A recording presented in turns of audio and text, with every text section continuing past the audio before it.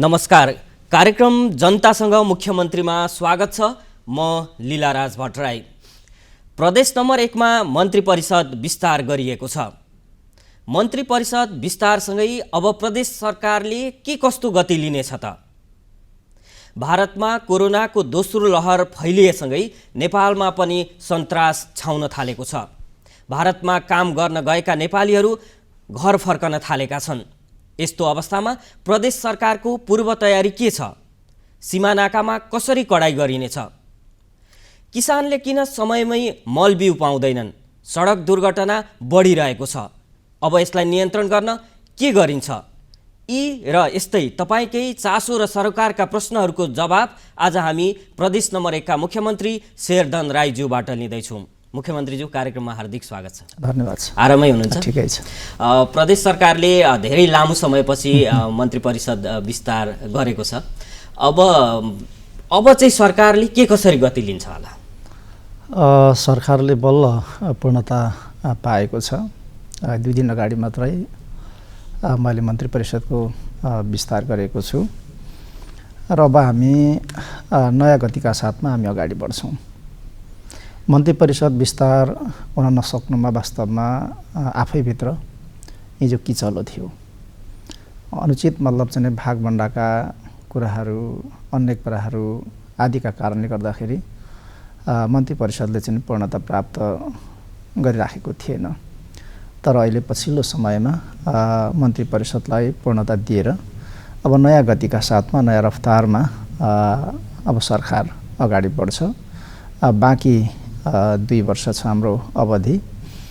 तीव्र गतिमा अब हामीले चाहिँ थालेका कामहरूलाई सम्पन्न गर्दै हामी अगाडि बढ्छौँ र 2 वर्षभित्र जनताका आकाङ्क्षाहरूलाई, चाहनाहरूलाई कतिसम्म सम्बोधन गर्न सकिन्छ, अझ छरितो ढङ्गबाट वार्षिक मतलब चाहिँ नीति, कार्यक्रम र बजेटहरूलाई चाहिँ प्रस्तुत गरेर हामी चाहिँ अगाडि बढ्छौँ। भनेपछि अब चाहिँ त्यस्तो किचलो छैन? किचलोहरू केही छन्। यद्यपि अब त्यस्ता खालका भागभण्डा, त्यस्ता खालका किचला आदि इत्यादिको चाहिँ अब गुन्जाइस चाहिँ रहने छैन। हामी चाहिँ तीव्र गतिमा अगाडि बढ्छौँ। मन्त्री परिषद विस्तारमा पनि सङ्कटमा साथ दिनुभएकाहरूले राम्रै अवसर पाउनु भएको भन्ने चर्चाहरू छ नि, खास के हो? अब त्यस्तो पनि हो। किन सङ्कटको बेलामा, खास बेलामा ठिङ्ग उभिएर साथ दिने, एउटा सही दृष्टिकोणका साथमा, सही एउटा विचारका साथमा उभिने र एउटा मतलब इमान्दारपूर्वक काम गर्ने, यी सबै कुराहरूलाई चाहिँ मूल्याङ्कन गरेर वास्तवमा मैले चाहिँ मन्त्री परिषदमा मैले केही मान्ने सदस्यहरूलाई मैले जिम्मेवारी दिएको छु। तर खालि मतलब चाहिँ सङ्कटको बेला उभिएका मात्रैलाई होइन, मैले सन्तुलित ढङ्गबाट सबैलाई सकेसम्म चाहिँ भूगोल, क्षेत्र, लिङ्ग, समुदाय समेतको मतलब चाहिँ प्रतिनिधित्वलाई ध्यानमा राखेर मैले चाहिँ मन्त्रीमण्डलमा मैले सामेल गरेको छु। जिम्मेवारी त्यस प्रकारले मैले दिएको छु। अब यहाँले पनि कोरोनाको खोप लगाइसक्नु भएको छ। खास गरी कोरोनाको खोप लाउँदा त्यसको असर चाहिँ कस्तो देखिँदो रहेछ? मैले खासै त्यसको मतलब चाहिँ प्रतिक्रिया त्यसो धेरै मैले पाएन। मतलब पाखुरा अब 1 रातसम्म चाहिँ दुखियो, तत्कालमा अलिकति केही फिल भयो। त त्यसपछि मलाई खासै त्यस्तो ज्वरो आउने, अलिकति मतलब चाहिँ रिङ्गटा लाग्ने जस्तो हुन्छ भन्ने कुरा मैले सुनेको थिएँ। त्यस्तो खासै मैले चाहिँ त्यस्तो मतलब चाहिँ अनुभव मैले गरिनँ। केही मान्छेहरूमा डर देखिन्छ कोरोनाको खोप लगाउनको लागि, होइन? मुख्यमन्त्रीज्यूले भन्नुभयो खास केही पनि भएन भनेर। उहाँहरूको लागि के भन्न चाहनुहुन्छ? अनि खोप लाउनै पर्छ। त्यसका बारेमा, खोपका बारेमा नकारात्मक टिप्पणीहरू, प्रचारहरू जे भएका छन् ती गलत हुन्। त्यसैले खोप सबैले लाउनुपर्छ। हामीले यो प्रदेशमा पहिलो र दोस्रो चरणको खोप सम्पन्न भइ पनि सकेको छ र सबैलाई खोप लगाउनको निम्ति कुनै पनि हिचकिचाउनु पर्ने, डराउनु पर्ने, आत्तिनु पर्ने अथवा त्यसको साइड इफेक्टहरू चाहिँ देखा पर्छन् भन्नेतिर सोच्नुपर्ने अवस्था छैन। हजुर, अब खोप लगाउन बाँकी व्यक्तिहरूले चाहिँ अब कहिले खोप लगाउन पाइन्छ होला भन्ने उत्सुकता पनि छ होइन। अब खोपको मात्रा सकियो पनि भनेर भनिँदैछ, खास कुरा चाहिँ के हो? खोपको बारेमा अब नेपाल सरकारले चीनबाट पनि मतलब लिने कुरा गरिराखेको छ। छिमेकी भारतबाट पहिलो चरणमा चाहिँ नै आयो होइन। त्यो हिसाबले सकेसम्म सबैलाई खोप पुर्याउने हिसाबले नै सङ्घीय सरकारले चाहिँ नै आवश्यक चाहिँ नै प्रयासहरू गरिराखेको छ र हामी सङ्घीय सरकारसँग सम्पर्कमा समन्वयमा नै छौँ। त्यसैले चाहिँ सकेसम्म सबैका बिचमा खोप पुर्याउनुपर्छ, त्यही उद्देश्यसहित चाहिँ हामी चाहिँ नै अगाडि बढिराखेका छौँ। त्यही कुरा चाहिँ नै त्यही पहलहरू भइराखेको छ। अब भारतमा कोरोनाको दोस्रो लहरले अहिले कहर मचाउन थालिरहँदा प्रदेश नम्बर 1 मा हुन सक्ने सम्भावित प्रभावलाई रोक्न चाहिँ प्रदेश सरकारले कसरी विश्लेषण, कसरी अगाडि बढ्ने गरी चाहिँ तयारी गरिँदैछ? दोस्रो फेजमा भारतमा चाहिँ नै कोभिड सङ्क्रमण ठुलो मात्रामा देखा परेको छ।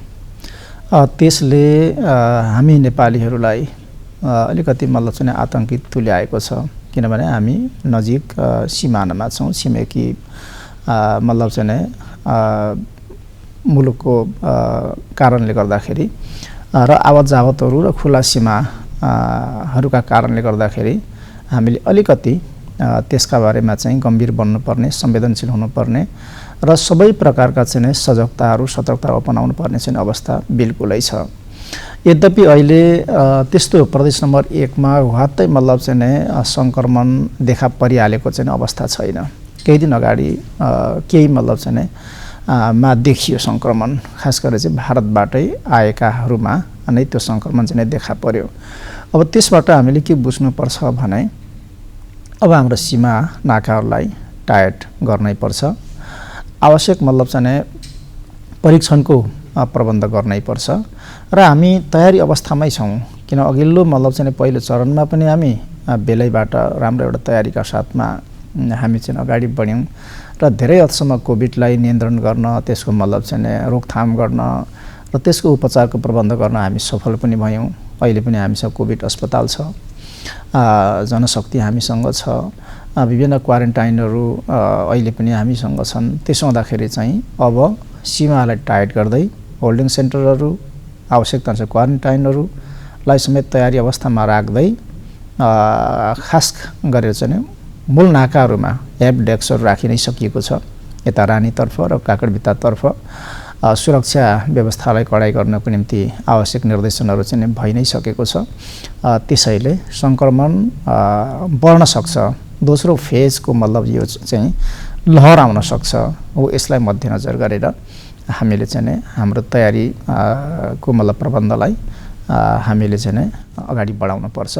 यही हिसाबले हामी अहिले तयारी अवस्थामा छौँ। यही आशयको प्रश्न सोलुखुम्बुबाट देवराज गिरीले गर्नुभएको थियो। उहाँले दोस्रो चरणको कोरोनाको लहर सुरु भइरहँदा प्रदेश सरकारले कस्तो योजना बनाएको छ भन्ने कुराको जवाब मुख्यमन्त्रीज्यूले दिइसक्नु भएको छ। कार्यक्रम जनतासँग मुख्यमन्त्रीमा अब भने विराटनगरबाट पप्पू अन्सारी प्रश्न गर्न चाहनुहुन्छ। नमस्कार मुख्यमन्त्रीज्यू, म विराटनगर 9 बस्ने पप्पू अन्सारी। हजुरसँग सानो प्रश्न के छ भने हाम्रो विराटनगर छेउमा टाँसेको मेन बोर्डर चाहिँ अहिलेसम्म बन्द हुँदा पनि छेउछाउको खुल्ला सिमानाबाट चाहिँ मानिसहरू थुप्रै रूपमा चाहिँ आएको महसुस हुँदैछ मलाई। त्यो सँगसँगै के छ, धेरै रूपमा चाहिँ तस्करी पनि भइरहेको चाहिँ हामी खबर सुनिरहेको छौँ। इन्डियामा पनि चाहिँ कोरोनाको दोस्रो तरङ्ग आइसकेको छ। के बा हाम्रो नेपालमा पनि आउन सक्दैन र हाम्रो नेपालमा पनि आउन सक्छ। यदि यस्तै खुल्ला सिमाना भइरहेको भने चाहिँ हाम्रो नेपालमा चाहिँ आज अहिलेको होइन आउन सक्छ। यसको नियन्त्रणको लागि प्रदेश सरकारले के गर्दैछ? मेन नाकाहरू त अब टाइटै छन्, तर पनि अनि खुल्ला मतलब चाहिँ सीमा भएका नाकाहरूबाट चाहिँ विभिन्न अवैध खालका चाहिँ ओसार पसारहरू, तस्करी गर्ने कुराहरूदेखि लिएर मान्छेहरूको चाहिँ आवत जावत हुने कुरा उहाँले जोड्नुभयो र सँगसँगै मतलब चाहिँ कोभिडको सङ्क्रमण चाहिँ ती त्यस्ता ठाउँहरूबाट चाहिँ अलिक बढी आउन सक्छ, फैलन सक्छ भन्ने कुरा उहाँले गर्नुभयो। यसमा हामी सचेतै छौँ। हामीले सुरुदेखि नै सुरक्षा चाहिँ नै प्रबन्धलाई हामीले बलियो बनाएका छौँ र सबै नाकाहरूलाई टाइट पनि अब गरिएको छ। र त्यस्ता खालका तस्करीहरू त्यस्ता खालका मतलब चाहिँ अवैध ओसार पसारहरूलाई पनि एकदमै कडाई गर्ने हिसाबबाट खास गरी चाहिँ सशस्त्र प्रहरी बल सीमा क्षेत्रमा चाहिँ परिचालित छ। हामीले पहाडी जिल्लाहरूबाट समेत सुरक्षा युनिटहरूबाट चाहिँ मान्छेहरूलाई सीमा क्षेत्रमा चाहिँ केन्द्रित गर्ने गरिकन त्यहाँको जनशक्ति कटौती गरेर समेत हामीले चाहिँ परिचालन यसभन्दा अगाडि पनि हामीले गऱ्यौँ। अहिले पनि सबै प्रमुख जिल्ला अधिकारीहरू सुरक्षा निकायहरूलाई त्यसमा सचेत हुनको निम्ति र ती क्षेत्रहरूलाई टाइट गर्नको निम्ति हामीले चाहिँ भनेका छौँ। त्यसैले सबै नागरिकहरूले यसमा सचेत हुनुपर्छ। कोभिड त्यसको सङ्क्रमण र त्यसको प्रभावबाट कसरी सुरक्षित हुने, मास्कको कुरा, फेरि पनि मतलब चाहिँ भिडभाडमा चाहिँ नरहने कुरा, त्यसपछि अन्य मतलब अपनाउनु पर्ने सावधानीहरू के हुन्। किन हामी भुक्तभोगी छौँ, हामी लामो मतलब चाहिँ समयसम्म चाहिँ कोभिडको चाहिँ एउटा महामारीबाट हामी गुज्र्यौँ भनिसकेपछि मेरो विचारमा अब कोभिडबाट बच्नको निम्ति यो गर्नुपर्छ भनेर कसैलाई पनि भन्न पर्दैन, सिकाउनु पर्दैन। सबै नागरिकहरू सचेत चाहिँ भइसक्नु भएको छ। त्यसैले हामीले उच्च स्तरको चाहिँ हामीले सावधानी अपनाउने हो, सतर्कता अपनाउने हो। केही मतलब त्यस्ता लक्षणहरू देखा पर्यो भने परीक्षण गरिहाल्ने हो र उपचारमा चाहिँ जाने हो। यो हिसाबबाट चाहिँ हामीले सीमा लगायतका चाहिँ क्षेत्रहरूलाई समेत टाइट गर्दै अब छिमेकी मतलब मुलुकबाट मतलब आउने नेपालीहरू अब अन्य मानिसहरूबाट सर्न सक्ने अथवा चाहिँ फैलन सक्ने सङ्क्रमणबाट चाहिँ हामी त्यस प्रकार चाहिँ जोगिनुपर्छ।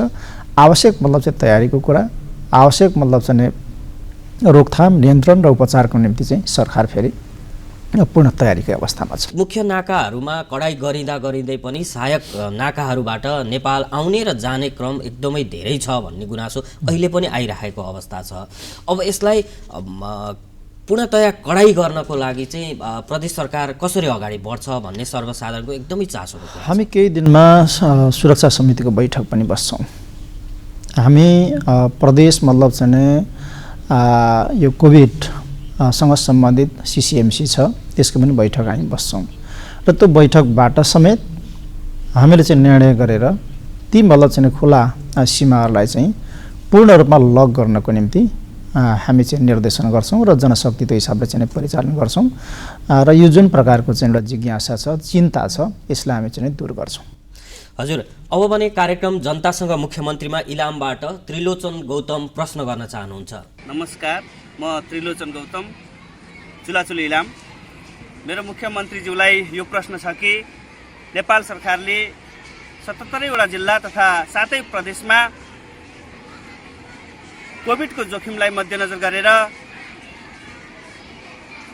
आइसोलेसन सहितको क्वारेन्टाइनको अवस्था तयारी अवस्थामा राख्नु भन्ने परिपत्र अनुसार हाम्रो प्रदेश नम्बर 1 ले के कस्ता तयारीहरू गरिरहेको छ, म मुख्यमन्त्रीज्यूलाई यो प्रश्न गर्न चाहन्छु। नेपाल सरकारले स्वास्थ्य मन्त्रालयले सबै प्रदेशहरूलाई र सबै स्थानीय पालिकाहरूलाई क्वारेन्टाइनको अवस्था के छ, होल्डिङ सेन्टरहरूको अवस्था के छ, त्यसपछि उपचारका निम्ति के तयारी छ, यसको पहिलो चरणमा जानकारी लिने काम गरिसकेको छ र हामीले सबै कुराहरूलाई अपडेट चाहिँ हामीले गरिसकेका छौँ।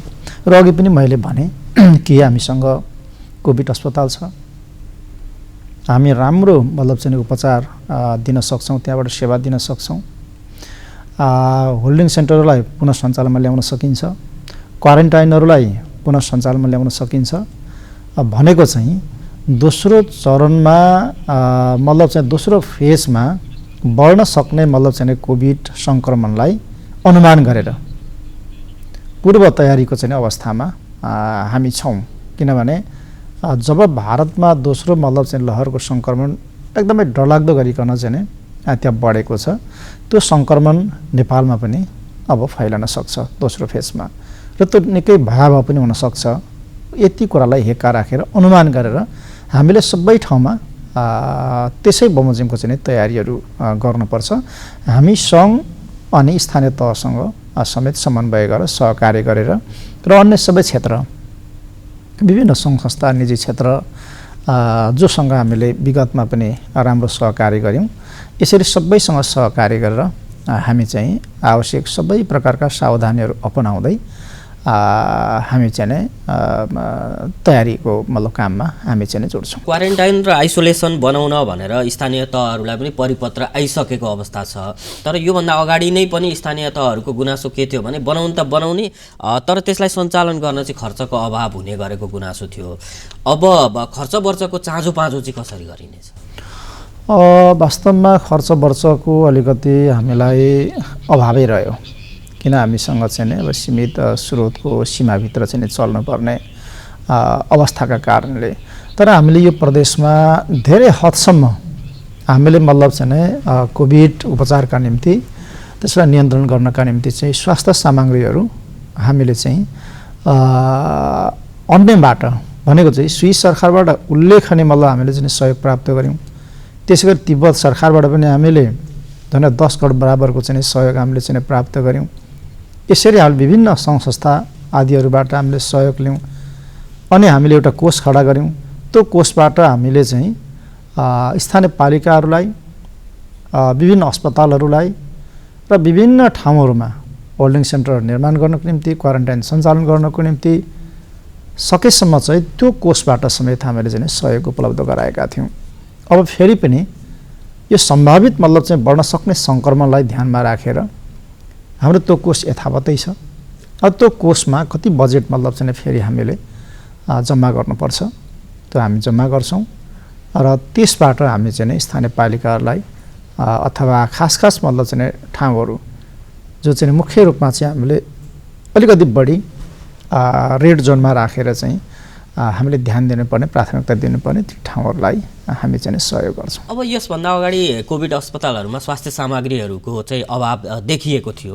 अब अहिले चाहिँ स्वास्थ्य सामग्रीहरूको स्टकको अवस्था कस्तो छ र अभाव हुन नदिनको लागि चाहिँ कस्तो कदम चालिनेछ? जुन हामीले कोभिड अस्पताल हामीले बनायौँ अहिले त्यो मतलब चाहिँ एकदमै सुविधा युक्त मतलब चाहिँ सबै प्रविधिहरू चाहिँ जडान गरिसकिएको छ। त्यसका निम्ति एकातिर निजी क्षेत्र को पनि सहभागिता रह्यो उल्लेख्य मात्रामा। प्रदेश र निजी क्षेत्रको सहभागितामा हामीले त्यसको स्तरोन्नति गर्ने काम पनि गऱ्यौँ। अहिले स्विस सरकारको चाहिँ सहयोगमा थप इक्विपमेन्टहरू चाहिँ त्यहाँ जडान गरिएको छ, भइ पनि राखेको छ।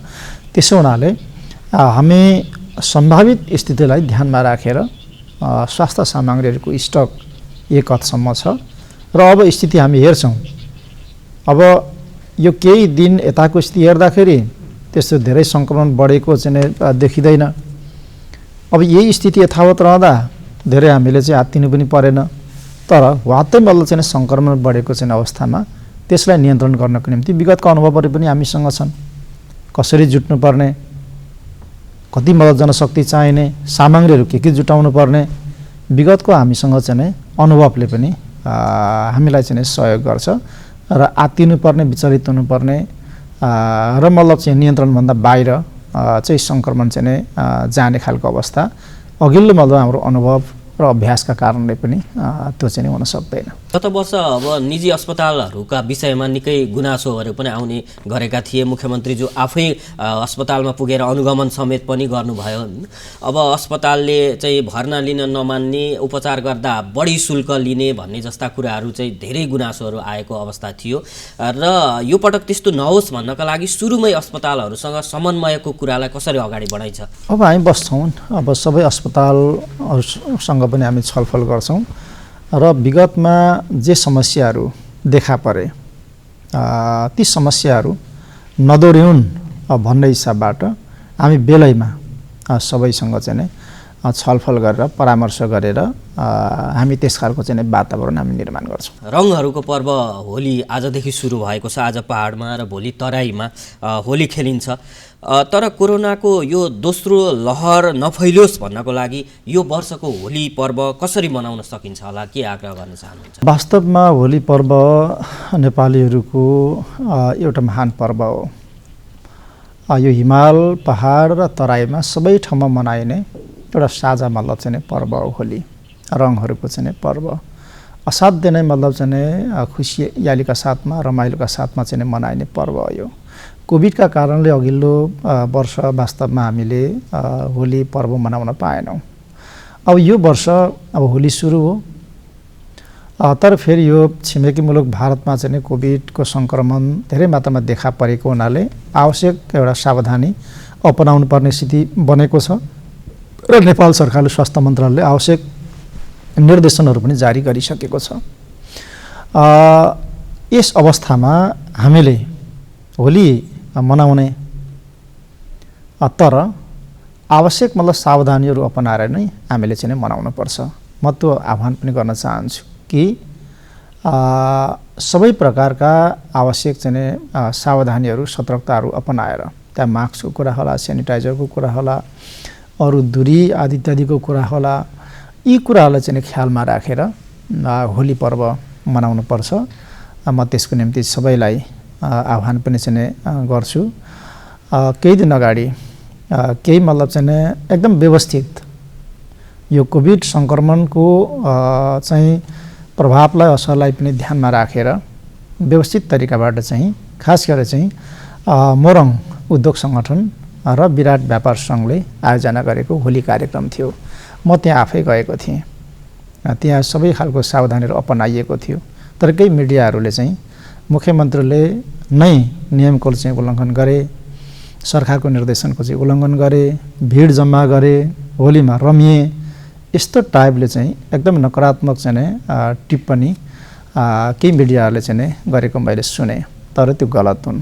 त्यो खालि एउटा नकारात्मकताको चाहिँ खेती गर्नको निम्ति एकदम उद्देश्यमूलक ढङ्गबाट, नियोजित ढङ्गबाट केही मिडियाहरूले ती कुरालाई हाइलाइट गरेका हुन्। तर हामी एकदमै यो कुरामा सचेत छौँ र हामीले सावधानी अपनाएर नै ती त्यस्ता होली पर्वहरू हामीले मनाउने हो, शुभकामना आदान प्रदान गर्ने हो।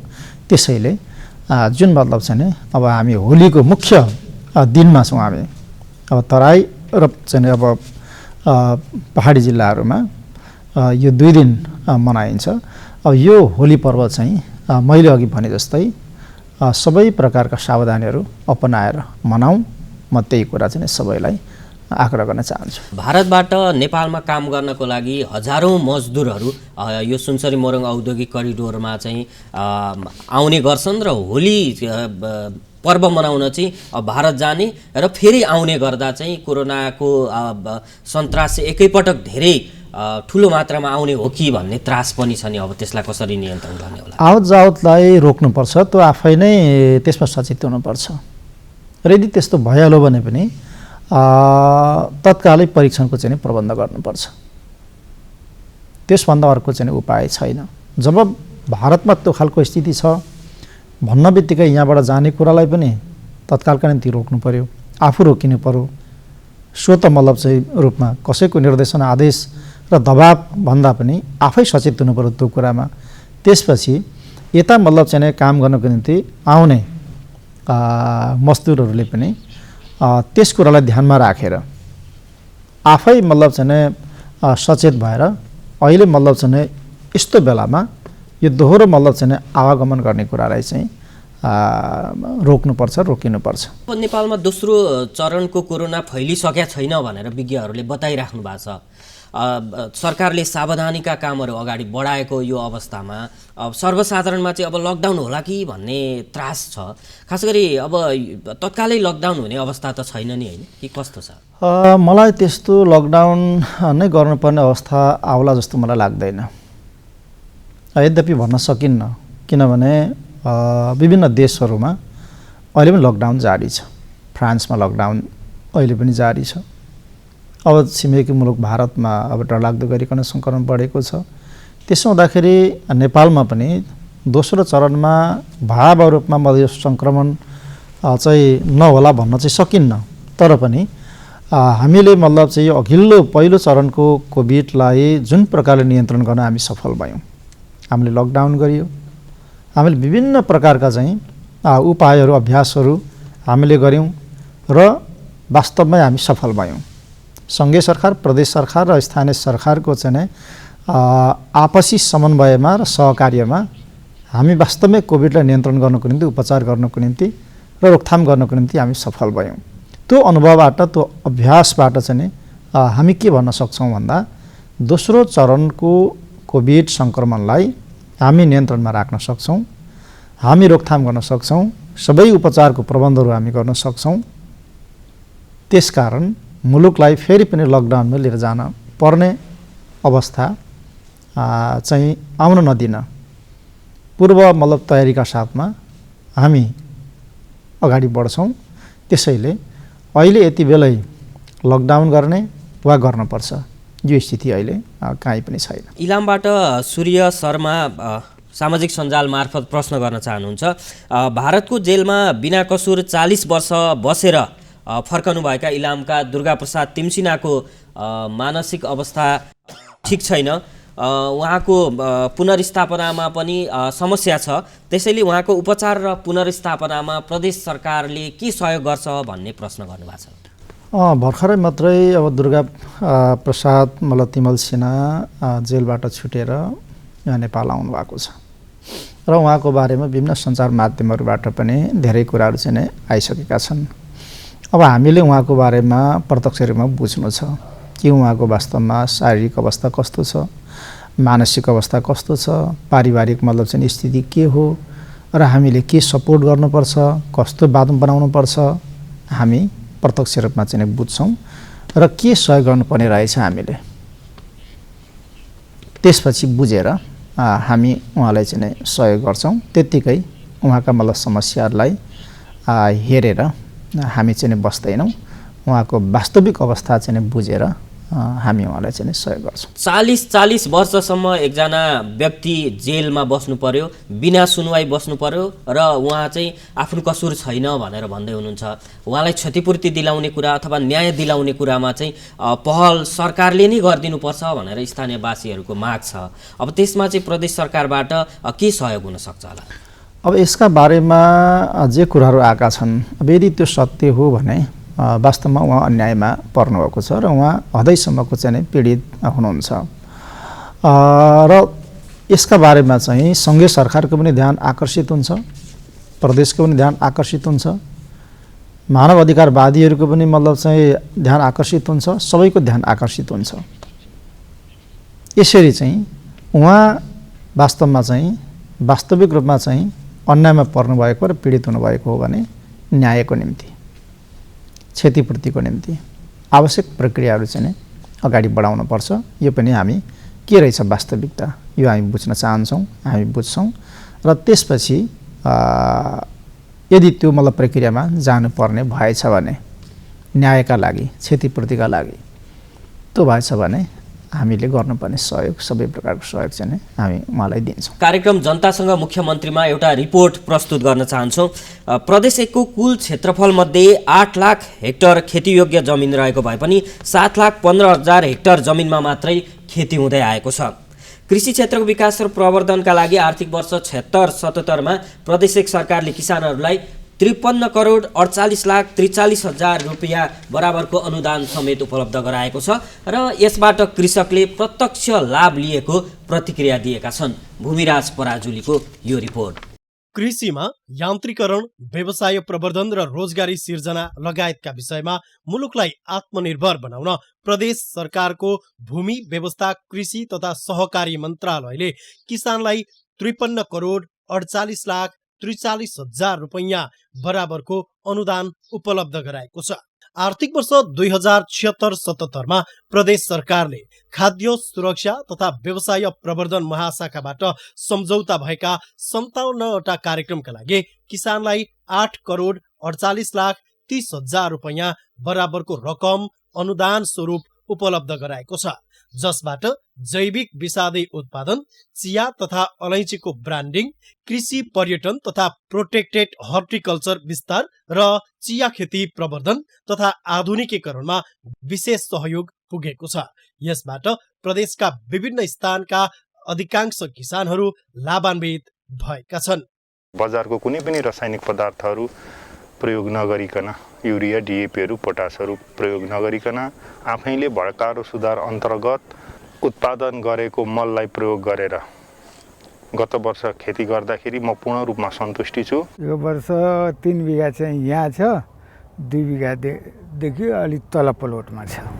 5 बिघा लाउनु? हजुर हजुर, लगभग 2.5-3 लाख रुपियाँ खर्च भएको छ। त्यति खर्च भइसकेको छ? भइसकेको छ सर।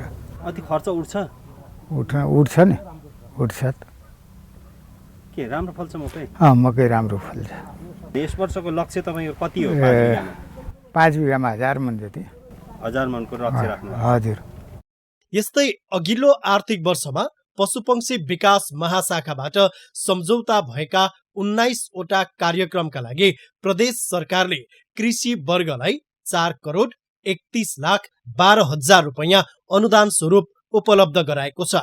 मासु ढुवानीका लागि रेफ्रिजेनेरेटर, सवारी साधन खरिद, हुलाकी राजमार्ग लक्षित दुग्ध उत्पादन तथा प्रवर्धन, कुखुराको ह्याचरी स्थापना भएका कार्यक्रमहरू रहेका छन्।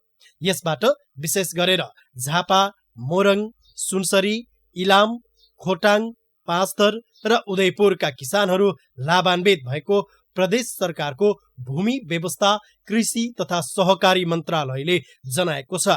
मन्त्रालयका अनुसार अघिल्लो आर्थिक वर्षमा प्रदेशभरिका कृषि विकास निर्देशनालय र मातहतका कार्यालयहरूबाट पनि कृषि लक्षित कार्यक्रमहरूका लागि किसानलाई 20 करोड 50 लाख 40 हजार रुपैयाँ बराबरको अनुदान स्वरूप हस्तान्तरण गरिएको छ, जसमा प्राङ्गारिक खेती प्रवर्धन, गड्यौली मल उत्पादन, हाइब्रिडिङ मकै खेती विस्तार र कृषिमा यान्त्रिकरणका लागि आवश्यक यन्त्र उपकरण खरिद लगायतका विषयहरू समेटिएका छन्।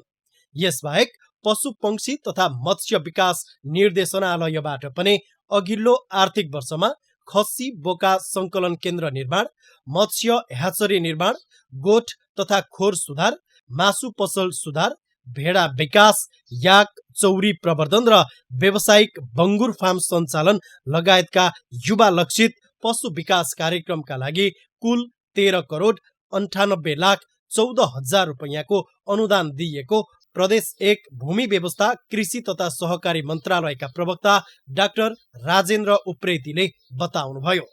यो सालको कार्यक्रमहरू त अहिले कार्यान्वयन भइरहेको छ, त्यो चाहिँ अब असारतिर मात्रै भन्न सकिन्छ।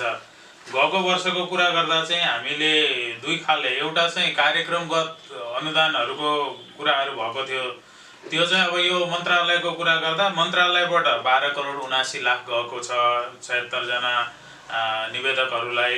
कृषि विकास निर्देशनालय र जिल्लाहरूको सबैको गरेर ज्ञान केन्द्रबाट 18 करोड 79 लाख गएको छ र पशुपन्छी निर्देशनालयतर्फ विज्ञ केन्द्र र माछा र पशुपालन सम्बन्धी विज्ञ केन्द्र र निर्देशनालयबाट 13 करोड 98 लाख गरेर जम्मा चाहिँ 45 करोड 56 लाख 70 हजार चाहिँ पोहोर साल यो कार्यक्रमगत अनुदान गएको छ। यसले चाहिँ जम्मा 1205 जना निवेदकहरू अथवा परियोजनाहरू समेटेको छ। अघिल्लो आर्थिक वर्षमा कोभिड प्रभावित किसानहरूलाई पनि प्रदेश सरकारले राहत स्वरूप केही रकम उपलब्ध गराएको थियो। सो प्रयोजनका लागि सरकारले कृषितर्फ 4 करोड 32 लाख र पशुपालन तथा माछा पालनका तर्फ 3 करोड 46 लाख रुपैयाँ गरी कुल 7 करोड 78 लाख रुपैयाँ किसानहरूलाई उपलब्ध गराएको थियो। प्रदेश सरकारले दिने अनुदानबाट कृषकहरू उत्साहित भएको देखियो। यसभन्दा अगाडि के सुनिन्थ्यो भने वास्तविक किसानले अनुदान नपाएर चाहिँ झोलामा खेती गर्नेहरूले अनुदान पाउँथे भन्ने गुनासो सुनिन्थ्यो। त्यसो हुन नदिनको लागि प्रदेश सरकारले के कस्तो उपाय अवलम्बन गरेको छ? त्यस कुरालाई हामीले लगभग टोटल्ली हामीले चाहिँ कन्ट्रोल गर्ने काम हामीले गरेका छौँ। पहिला त्यस्तो व्यतिथिहरू थिएनै, तर हामी सरकारमा आइसकेपछि सुरुबाट नै हामीले यो कुरा काहीँ कतै भएमा त्यसलाई गम्भीरतापूर्वक लिइनेछ, त्यसमा सामेल हुने सहभागी हुनेलाई कारबाही गरिनेछ। यस रुलिङका साथमा चाहिँ हामीले अगाडि बढ्दै जाँदा पहिलो वर्ष अलिअलि त्यस्ता गुनासाहरू आए, तर दोस्रो मतलब चाहिँ वर्षबाट चाहिँ हामीले त्यो कुरालाई पुरै हामीले चाहिँ अन्त्य गरेका छौँ र प्रत्यक्ष रूपमा वास्तवमा वास्तविक किसानको चाहिँ हातमा सरकारले दिने अनुदानहरू चाहिँ पुग्न थालेका छन् र हामीले एउटा स्पष्ट कार्यविधि पनि हामीले बनाएका छौँ, मापदण्ड पनि हामीले बनाएका छौँ। बिचमा बिचौलियाहरूले ठग्न नपाउन्, वास्तविक किसानहरूले अनुदान प्राप्त गरून्। मतलब चाहिँ नक्कली खोर देखाएर, फोटो देखाएर, कागज मिलाएर कसैले पनि किसानको नाममा चाहिँ छुटिएको चाहिँ बजेट कसैले पनि त्यसरी चाहिँ दुरुपयोग चाहिँ गर्न सकोस्, यस कुरालाई ध्यानमा राखेर हामीले चाहिँ अनुदानसँग सम्बन्धित छुट्टै हामीले ऐन नै हामीले निर्माण गर्न लागिराखेका छौँ र हामीले चाहिँ अनुदान यो वितरणमुखी मतलब चाहिँ अनुदान भन्दा पनि उत्पादन किसानहरूले उत्पादन गर्ने उत्पादित मतलब चाहिँ वस्तुहरूको आधारमा हामीले के सपोर्ट गर्नुपर्छ त्यो हिसाबको चाहिँ एउटा नीतिबाट चाहिँ हामी चाहिँ अगाडि बढिराखेका छौँ र अहिले प्रदेश सरकारले जुन नीतिका साथमा किसानहरूलाई चाहे अनुदानको कुरा होस् चाहे अन्य प्रविधिको सहयोगको कुरा होस् त्यो सहयोगहरू सरकारले जे गरिराखेको छ त्यसबाट किसानहरू चाहिँ उत्साहित हुनुभएको छ। अझ हामीले एउटा स्लोगन नै हामीले अगाडि सारेका छौँ। कार्यक्रम जनतासँग मुख्यमन्त्रीमा अब भने झापाको कमल गाउँपालिकाबाट सन्तनाथ बानिया प्रश्न गर्न चाहनुहुन्छ। मुख्यमन्त्रीज्यू, रासायनिक मलको अभावले किसानहरू मर्माहित भएका छन्, ठुलो क्षति बेहोर्नु परेको छ कृषिमा। प्रदेश नम्बर 1 मा रासायनिक मलको व्यवस्थापन कहिलेसम्ममा गर्न सक्नुहुनेछ? वास्तवमा अघिल्लो वर्ष अलिकति मलमा समस्या देखियो नै, त देशैभरि त्यो समस्या रह्यो। तर यसपटक मलको समस्या छैन, हामी समस्या आउन दिँदैनौँ। चाहिने मल हामीसँग स्टक छ, त्यसैले चाहिँ चाहे अब असारमा धान बालीमा चाहिने मलको कुरा होस् वा अन्य, हामीसँग चाहिँ अहिले पर्याप्त मतलब चाहिँ मात्रामा खरिद गरेर मल चाहिँ स्टक राखिएको छ। त्यसैले म ढुक्क रहनको निम्ति सबै किसान दाजुभाइ दिदीबहिनीहरूलाई म चाहिँ भन्न चाहन्छु। कार्यक्रम जनतासँग मुख्यमन्त्रीमा अब भने झापाको दमकबाट तुलसी चापागाई प्रश्न गर्न चाहनुहुन्छ। नमस्कार मुख्यमन्त्रीज्यू, झापाबाट म तुलसी चापागाई। सडक दुर्घटना बढिरहेका छन्, यस सन्दर्भमा ट्राफिक सचेतनका कार्यक्रमहरू भइरहेका छन् तर पर्याप्त नभएको महसुस गरेको छु र यस सन्दर्भमा चाहिँ मुख्यमन्त्रीको के छ यसलाई सुधार गरेर लैजाने रणनीति भन्ने मेरो प्रश्न। हामीले वास्तवमा दुर्घटना न्यूनीकरणको निम्ति र वास्तवमा सडकहरूलाई एउटा राम्रो बनाउनको निम्ति हामीले सडक सुशासनको अवधारणा हामीले अगाडि सार्यौँ र हामीले विभिन्न 6वटा जिल्लामा 10-10 किलोमिटर सडकहरूलाई पहिलो मतलब चाहिँ नमुनाको रूपमा 10-10 किलोमिटरमा चाहिँ सुशासन सडकमा कायम गर्ने नीतिका साथमा, निर्णयका साथमा, कार्यविधिका साथमा चाहिँ हामी अगाडि बढ्यौँ। मलाई लाग्छ सबै ठाउँमा त्यसको डिपिआरहरू तयार भइसकेको छ र अब कार्यान्वयनको चाहिँ चरणमा हामी पुगेका छौँ र हामीले त्यसबाट सडक सुशासन भन्न बित्तिकै सडक फराकिलो पनि हुनु पर्यो, सडक एकदम सफा पनि हुनु पर्यो र त्यो सडकमा मान्छेहरूले चाहिँ कुनै पनि प्रकारको अपमानित हुनुपर्ने, अमर्यादित हुनुपर्ने त्यस्तो खालको स्थिति नआओस् र त्यो सडकमा दुर्घटनाको कुनै पनि गुन्जाइस नरहोस् र त्यहाँबाट नागरिकहरूले चाहिँ बेग्लै खालको एउटा चाहिँ अनुभूति गर्न सकुन्। यो हिसाबले चाहिँ हामीले सडक सुशासनको अवधारणा अगाडि सारेका हौँ र यसलाई कार्यान्वयन गर्नको निम्ति मैले अघि पनि भने कि त्यसको मतलब चाहिँ डिपिआर तयार भइसकेको छ र अब कार्यान्वयनको चाहिँ चरणमा जान्छ। सडक दुर्घटना दिनदिनै बढिरहेको अवस्था छ, दिनमा 1 जना भन्दा बढीको ज्यान जाने अवस्था छ प्रदेश नम्बर 1 मा। अब यो सडक दुर्घटना न्यूनीकरण गर्नको लागि चाहिँ के गरिन्छ होला? अब सम्बन्धित ट्राफिक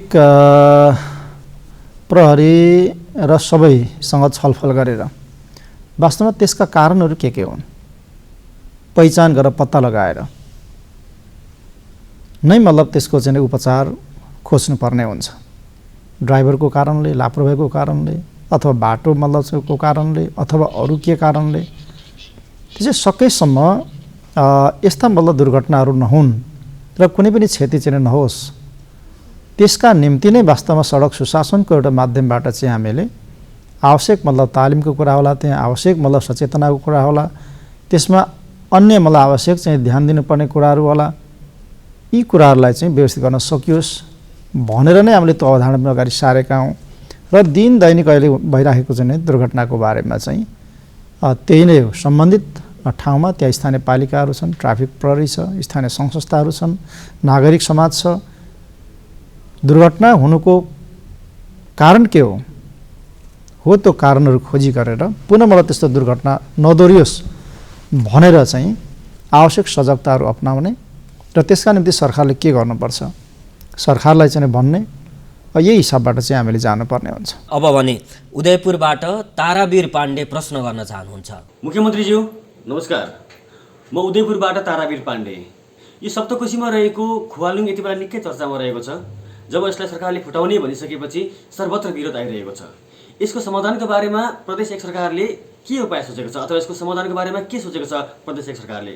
मुख्यमन्त्रीज्यू, सप्तकोशीमा जुन एउटा ढुङ्गा छ जसलाई चाहिँ खुवालुङ भनिन्छ, यति बेला त्यो ढुङ्गाको बारेमा जताततै सामाजिक सञ्जालमा धेरै प्रकारका कुराहरूको चाहिँ अहिले बहस चलिराखेको छ र त्यो ढुङ्गा एउटा चर्चाको चाहिँ शिखरमा छ। यथार्थमा त्यो ढुङ्गा खुवालुङ किराँत समुदायको संस्कृतिसँग जोडिएको ढुङ्गा रहेछ। यो कुरा धेरै ठाउँबाट अहिले चाहिँ आएको छ र त्यो पुष्टि पनि भएको छ। अब सत्य कुरा के हो भन्ने कुरा अलिकति मैले यो कायरमा स्पष्ट पार्नुपर्छ जब प्रश्न नै यहाँ आइसकेको छ।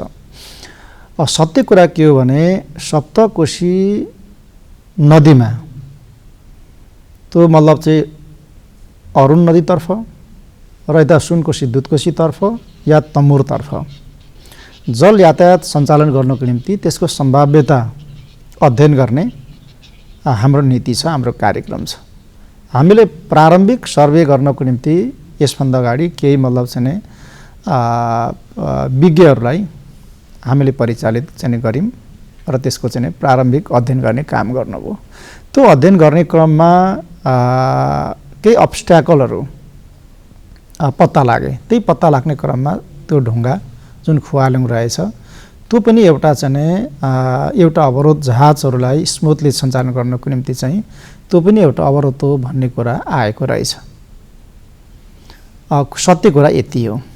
तर त्यो ढुङ्गालाई तोड्ने, फोड्ने, भत्काउने कहीँ कतै छलफल भएको पनि छैन, निर्णय भएको पनि छैन र त्यसलाई फुटाउन भनिएको अथवा खोजिएको पनि छैन। सरकारले आजै भत्काउँदैछ, आजै तोड्दैछ भन्ने हिसाबले मान्छेहरूले चाहिँ प्रचार गरिरहेका छन्। यो सत्य कुरा होइन। बजेटै छुटिसकेको छ भन्ने भ्रम फैलिएको छ। गलत कुरा हो यो।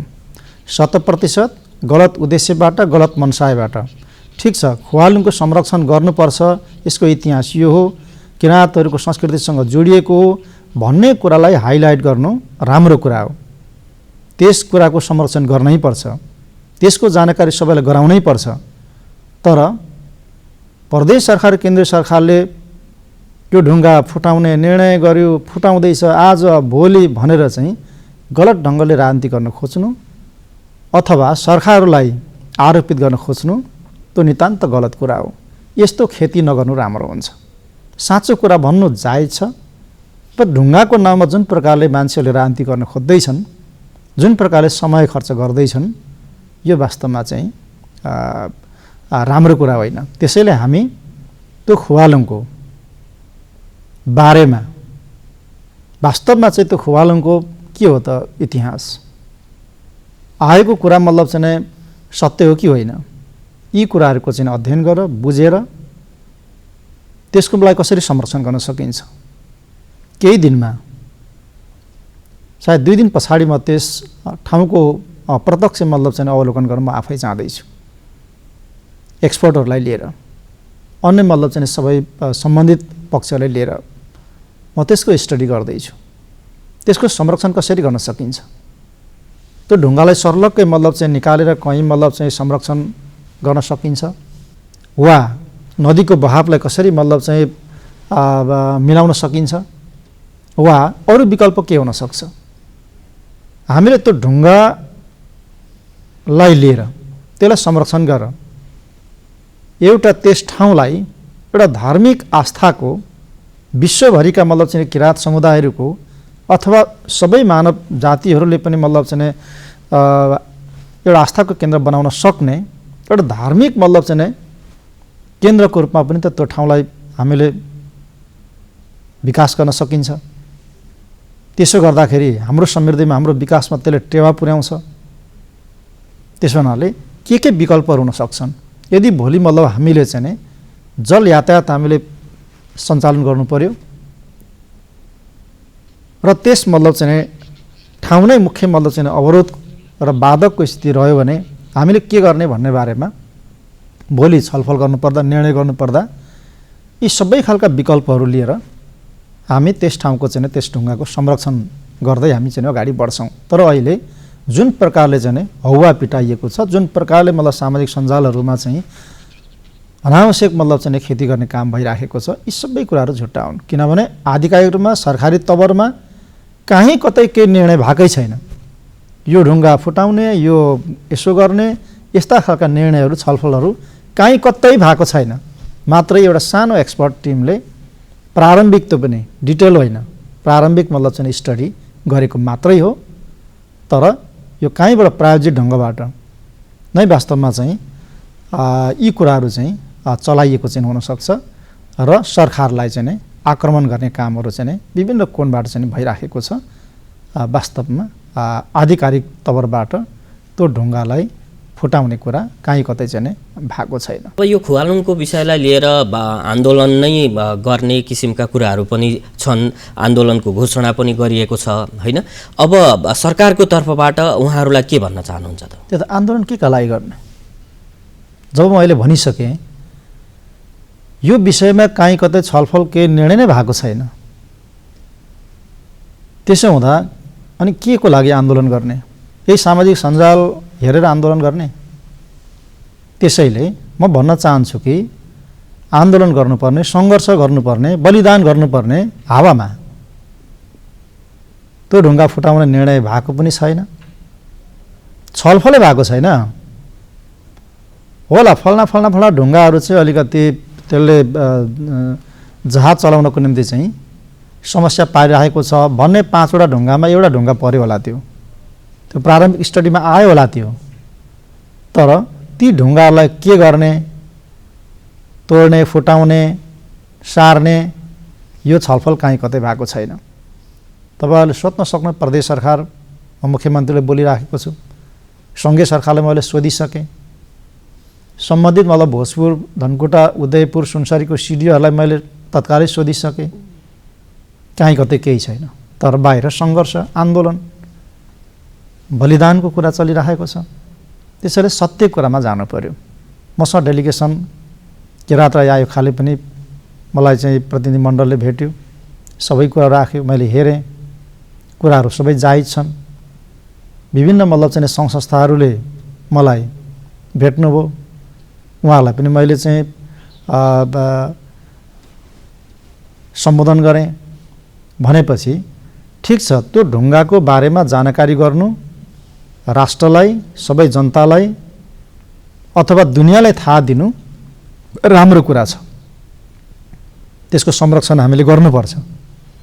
तर कहीँ कतै केही निर्णय भएको छैन, अनि त्यत्तिकै मतलब चाहिँ आन्दोलन सङ्घर्ष भन्ने कुरा चाहिँ त्यो मिलेन नै। त्यसैले आन्दोलन सङ्घर्ष केही गर्नुपर्ने अवस्था छैन, त्यसको कसरी संरक्षण गर्ने हो त्यतातर्फ चाहिँ विकल्पहरू, उपायहरूको बारेमा चाहिँ छलफल गर्नु सान्दर्भिक हुन्छ। हजुर, आफ्नो व्यस्त समयका बावजुद पनि कार्यक्रमलाई समय उपलब्ध गराइदिनु भएर महत्त्वपूर्ण जानकारीहरू राखिदिनु भएकोमा मुख्यमन्त्रीज्यूलाई धेरै धेरै धन्यवाद दिन चाहन्छु। धन्यवाद। कार्यक्रम सुन्नुहुने, हेर्नुहुने र कार्यक्रममा प्रश्न गर्नुहुने तपाईँ सबैलाई पनि धेरै धेरै धन्यवाद। कार्यक्रम उत्पादन समूहका साथीहरू सुमनपुरी, भूमिराज पराजुली र सम्पूर्ण प्राविधिक मित्रहरूलाई पनि धेरै धेरै धन्यवाद दिँदै आजको कार्यक्रम जनतासँग मुख्यमन्त्रीबाट कार्यक्रम सञ्चालक म लीलाराज भट्टराई बिदा माग्छु। नमस्कार।